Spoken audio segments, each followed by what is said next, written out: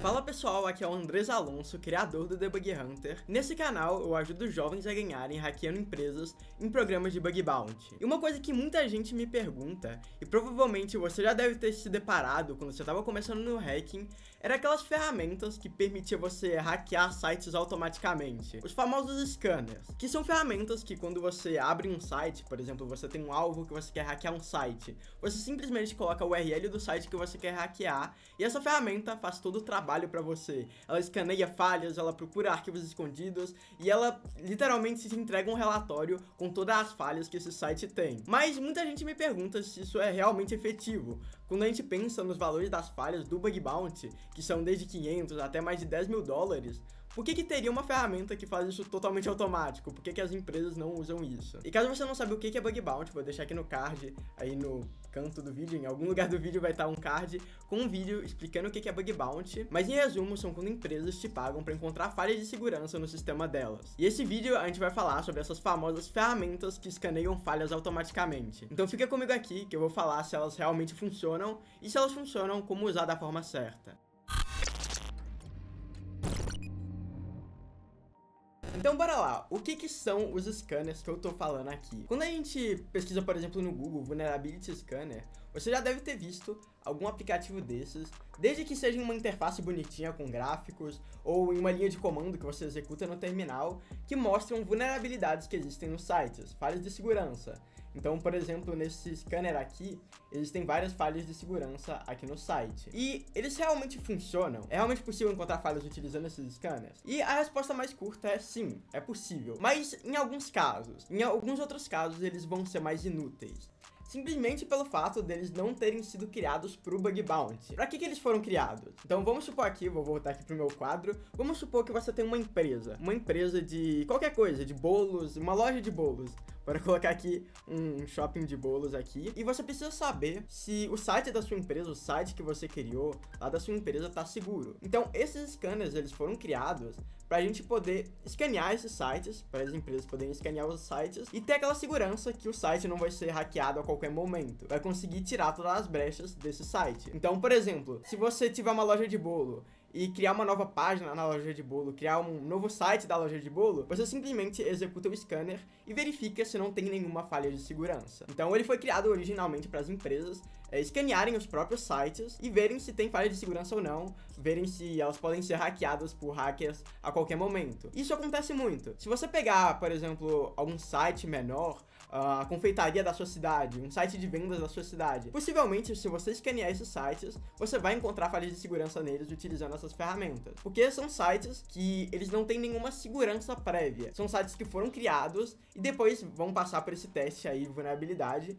que talvez o dono do site tenha feito ou talvez ele não tenha feito e você consiga escanear esse site e encontrar falhas de segurança. Mas com o tempo, esses scanners começaram a ser usados pelo time de segurança das empresas. Então esses scanners eles eram usados pelo time de segurança das empresas, pelos programadores, pelo pessoal de segurança. E às vezes essas empresas elas fecham contratos com esses scanners, contratos até que bem altos de valor, para toda vez que elas tiverem alguma atualização no sistema delas, quando elas atualizarem, elas poderem fazer essa correção de bugs, procurar bugs. Então, isso é um sistema que é utilizado pelo time de segurança das empresas. Bora colocar, por exemplo, um sistema gigantesco, o sistema do Itaú. O sistema do Itaú, ele vai ter sistema de transação, sistema de cobrar dívida, sistema de tal, sistema de outra coisa, sistema de transferir dinheiro, de empréstimo. São, por exemplo, 200 sistemas. E é muito difícil, quando a gente vai lançar um sistema, por exemplo, a gente ter um pentest aprofundado de cada sistema desse.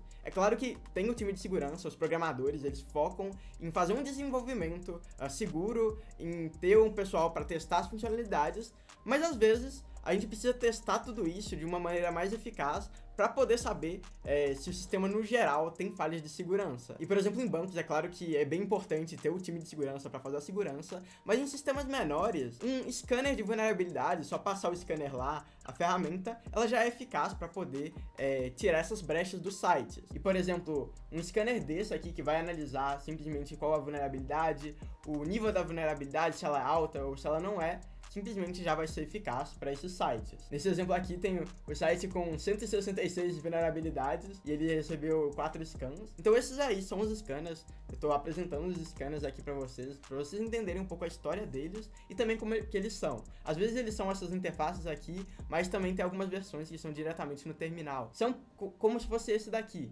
um scanner, mas eles rodam no terminal também. Muita gente me pergunta se é possível usar esse tipo de scanner no bug bounty, se é possível utilizar isso no bug bounty, no hacking, e isso vai ser eficaz. Porque muita gente, quando tá conversando, não sabe todas as falhas de segurança, não aprendeu todos esses conceitos e quer simplesmente rodar o scanner, porque o scanner sabe as falhas de segurança e ele consegue procurar lá. Só que a questão principal é que no bug bounty existe uma forma um pouco diferente de você utilizar scanners. É claro que você pode automatizar o processo, muita gente, até que mais profissional, gosta de automatizar o processo para poupar tempo. Se você ficar manualmente fazendo alguma coisa que poderia ser automatizada, seria só perca de tempo mesmo. Mas tem coisas que não podem ser automatizadas. E eu vou falar agora sobre a parte do bug bounty. Quando que eu devo usar um scanner, quando que eu devo automatizar alguma coisa e quando que eu não devo automatizar. Então vamos lá, primeiramente eu vou falar o principal problema dos scanners no bug bounty. Por que muita gente que roda scanners não consegue achar nada e por que muita gente também fala que rodar scanner é uma burrice? Porque simplesmente, quando uma empresa, ela entra no bug bounty, ela registra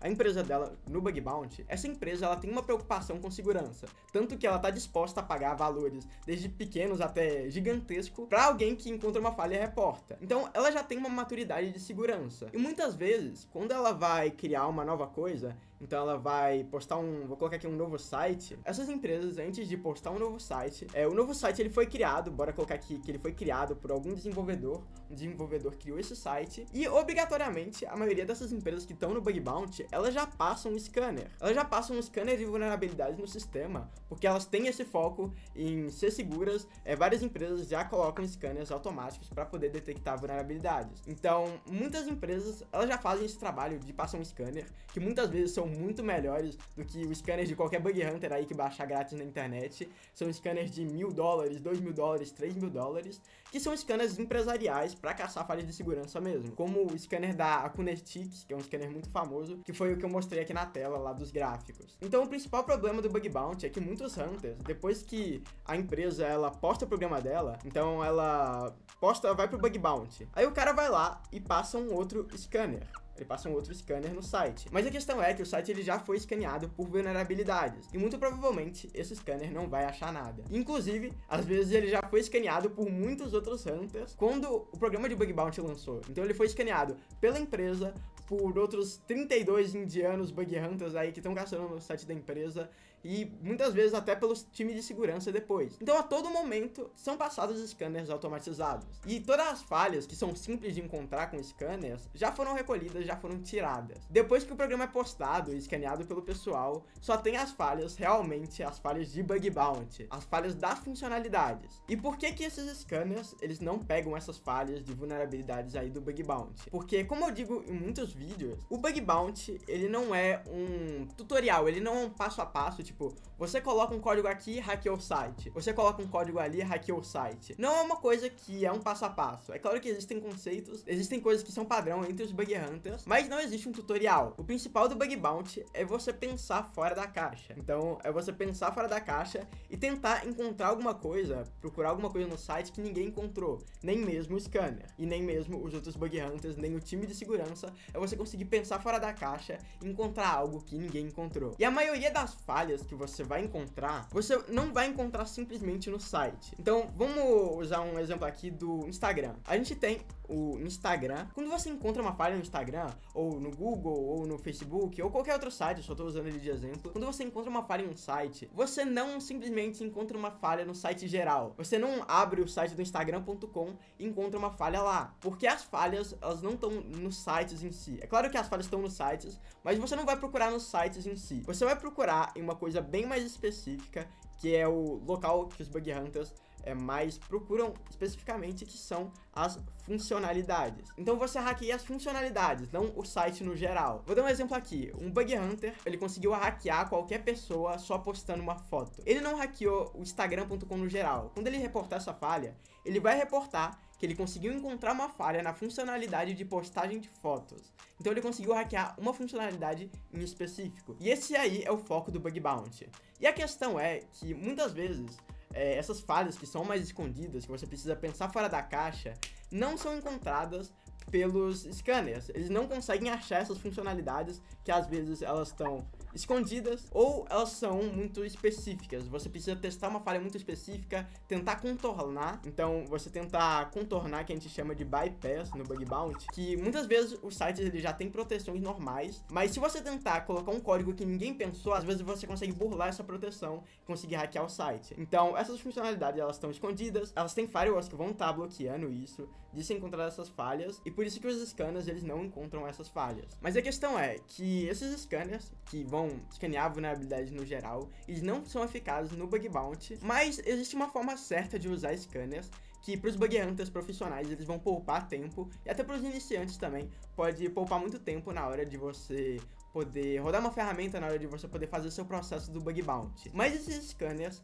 eles têm que ser específicos. E o que é um scanner específico? Quando você passa um scanner no site, você não vai passar um scanner simplesmente no site, instagram.com. Escaneei ele, não encontrou nenhuma falha, não tem nenhuma falha. Você não vai fazer isso. Como eu disse, o Bug Bounty, ele é específico, ele é em funcionalidades escondidas ou que exigem que você faça testes muito profundos. Então, você precisa escanear funcionalidades específicas com falhas específicas. Você tem que balancear um pouco a parte manual que você vai ter de procurar a falha, de testar a falha, com a parte do scanner. Eu vou fazer um suposto caminho que a gente teria quando a gente fosse hackear um site. Então, primeiro, a gente teria que fazer o reconhecimento dele. Você tem que fazer o reconhecimento desse site e coletar as informações. Para quem não sabe, o processo de reconhecimento é o que você coleta todas as informações dos sites escondidos, todos os lugares que estão escondidos, informações escondidas, você tenta coletar. Até, por exemplo, o e-mail dos donos. Você tenta coletar essas informações no reconhecimento. E o reconhecimento, ele pode ser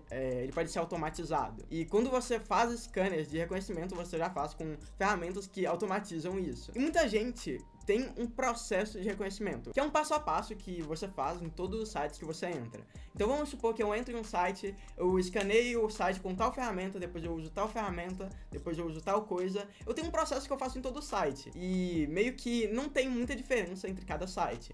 Todo site, eu vou ir lá nele, escanear uma ferramenta de portas, escanear os subdomínios, escanear os diretórios, escanear tal coisa, e muitas vezes é um monte de ferramenta que você escaneia e você usa em todo o site. E para isso, você consegue automatizar esse processo. Você consegue utilizar ferramentas aqui que vão meio que automatizar esse processo e executar as ferramentas que você precisa. Então, bora pegar um exemplo aqui. Você executa 5 ferramentas no seu processo de reconhecimento. Você lista portas, você lista subdomínios, você lista diretórios, você lista várias outras coisas, você executa 5 ferramentas no total. E se você já soubesse esse processo que você tem e quisesse poupar tempo, você poderia executar simplesmente um script que vai executar essas 5 ferramentas. Então, ele simplesmente estaria poupando tempo, porque você não precisa de ter uma análise profunda nessas ferramentas, você não precisa ter uma análise específica nessas ferramentas, é sempre o mesmo processo, e você consegue automatizar isso com um script. E são muito utilizados os famosos bash script. Então, esse script aqui, que é utilizado no Linux,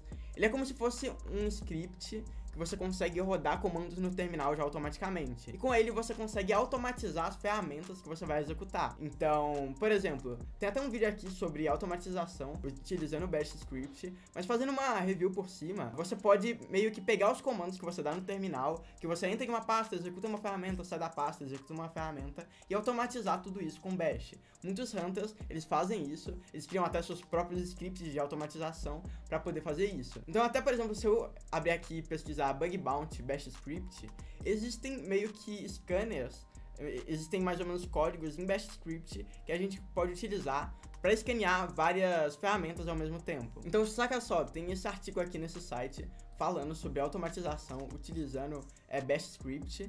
Então, nesse caso, o artigo ele mostra como que a gente pode criar um script em Bash Script para automatizar algum processo de ferramentas. E uma coisa também interessante desses scripts, que caso você queira ser rápido mesmo, tipo, utilizar o máximo de processamento, você pode contratar meio que computadores virtuais para poder executar isso por você. porque essas ferramentas, elas realmente demoram. Tem algumas ferramentas que ficam 5 minutos escaneando, 10 minutos escaneando, e quando a gente pensa no bug bounty, o primeiro que encontrar a falha vai ser o primeiro que vai levar a recompensa. E muita gente tem essa competitividade tão aguçada aí pra conseguir encontrar uma falha, que eles alugam, vamos supor que você alugue 4 computadores virtuais e rode esse script aí de reconhecimento. Talvez você consiga terminar um script que você, vamos supor que você executa 5 ferramentas, que você rodaria em 20 minutos, em 5 ou em 2 minutos, contratando vários computadores. E muitas vezes o gasto que você teria contratando computadores, as famosas VPS, inclusive aqui no card tá um vídeo falando só sobre VPS, como que você pode alugar computadores para fazer isso, mas muita gente aluga computadores para fazer isso. Vamos supor que você pague $20 por mês para ter um computador alugado ou ter vários computadores alugados. E quando um programa de uma empresa lança, você já utiliza ele para escanear o site rapidamente, escanear o site em 2 minutos e você consegue encontrar essa falha, por exemplo, em 10 minutos, caso essa falha seja simples. É encontrar e reportar essa falha em 10 minutos. E você ganha uma recompensa de $100 ou $500. Você já teve um lucro bem maior que os $20 que você paga por mês. Então, isso aí é um processo um pouquinho mais profissional de bug bounty. Ele foca na rapidez de encontrar uma falha, de quando um programa lançar, você ir muito rápido para encontrar uma falha simples. Porque eu sempre digo aqui que o processo de bug bounty ele é demorado, você pode ficar até uma semana lá no seu processo, mas quando a gente pensa em uma empresa que acabou de lançar, às vezes tem uma falha muito boba que você vai lá e reporta. Você pode encontrar uma falha em 10 minutos. Eu, por exemplo, já encontrei uma falha em 20 minutos, escrevi o relatório lá e mandei para a empresa. Porque são falhas que quando a empresa lança, você já corre para fazer lá e procurar. Então, foque também em falhas quando as empresas acabaram de lançar. E esse é um exemplo de automatização que é muito legal da gente utilizar no reconhecimento, de automatizar as ferramentas que a gente vai rodar. Não automatizar o processo inteiro, você criar as suas ferramentas para automatizar só o reconhecimento.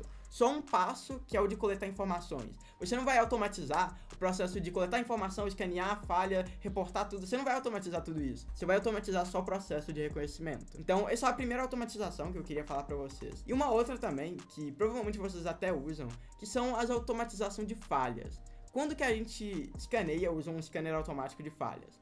Para você utilizar scanners automáticos de falhas, é muito importante a gente meio que separar especificamente uma falha. Você não vai rodar um scanner geral de falhas só para encontrar as falhas. É claro que você pode rodar, às vezes muita gente encontra só com um scanner geral, que ele vai procurar automaticamente as falhas para você, mas muita gente utiliza scanners de falhas específicas.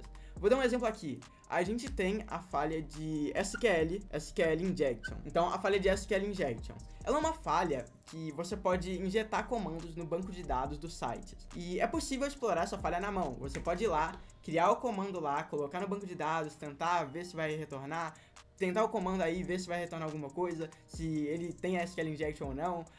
Tem forma de você fazer manualmente, mas existem tipos de SQL Injection que a gente não consegue fazer na mão. A gente não consegue simplesmente ir lá e colocar o código na mão. Existem alguns SQL Injection que eles dependem do tempo de resposta em segundos do servidor. E é uma coisa muito específica que é muito difícil você reconhecer pelo olho humano, por exemplo. E aí muita gente utiliza a ferramenta que é chamada de SQL Map. E essa ferramenta, ela é utilizada no Bug Bounty, ela é uma das ferramentas mais utilizadas no Bug Bounty. E eu diria que a vasta maioria, bora colocar lá 50%, eu não sei nada dessas estatísticas em específico, mas muitas vezes eu vejo que 50% das falhas que são encontradas, o pessoal utiliza uma ferramenta automatizada de SQL. Mas a parada importante que o pessoal usa é que eles especificam a falha, eles não utilizam uma ferramenta geral de encontrar falhas. Ela pode encontrar qualquer falha. Não, eles utilizam uma ferramenta que é focada em SQL Injection para coisas que não é possível você fazer com a mão. Então, caso você não consiga explorar uma falha na mão, você pode utilizar ferramentas. E isso muita gente utiliza também, mas é importante a gente ver a diferença entre você fazer manualmente e você fazer com a ferramenta.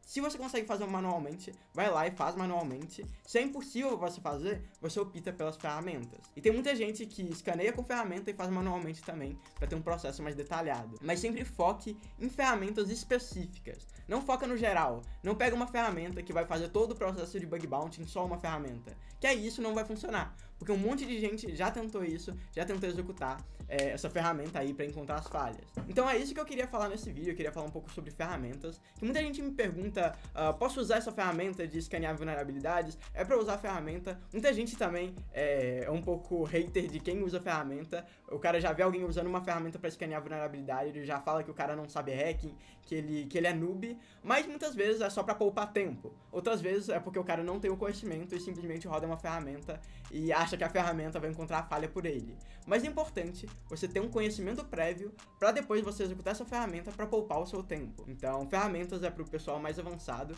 Os iniciantes podem aprender com ferramentas, mas realmente ferramentas efetivas vão ser ferramentas específicas que vão poupar tempo dos hunters e vão fazer eles conseguirem reportar a falha muito antes. Então, espero que vocês tenham curtido esse vídeo. Se vocês querem ver mais sobre Bug Bounty, já se inscreve no canal e dá o like no vídeo para eu trazer mais esses vídeos aqui, falando de coisas específicas, falando de ferramentas, de dúvidas específicas que o pessoal tem. E falou, até o próximo vídeo.